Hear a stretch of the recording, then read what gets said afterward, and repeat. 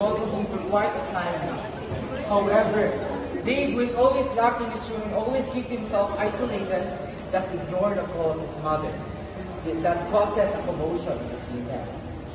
Dave! Dave! Dave, ano ba? Nasa kwarto niya ba? Wala naman ba magawa ka sa cellphone? Loves. Hoy! Ano ba ginagawa mo? Kanina pa kita tinatawag ah. Hindi ka ba? Akin na yung cellphone mo. Tanda-tanda mo na. Wala ka pa rin ambag sa bahay at sa sarili mo ha. Iyan ka naman. Ang ingay-ingay mo, ma'am.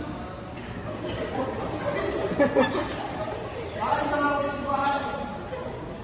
Because of the frustration that Dave felt, he just wandered around and got himself some drugs.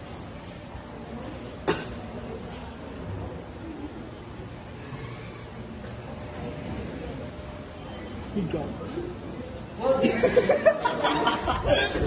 are a group of friends who are preparing for their Zumba recipe. Well, one of them saw two guys inside doing drugs.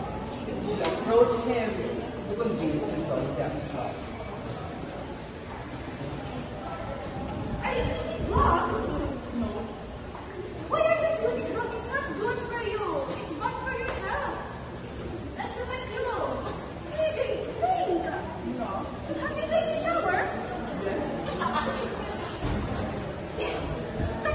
It goes so fast for your body. Hi guys. You have more with me? Hello. Are you high or something? Yes, actually he is. I've seen him using drugs. I will miss pick up. It's bad for you. I told you many times. You don't know how much you're using it. How? It's getting to my nerves. Oh my God. You're using drugs in broad daylight?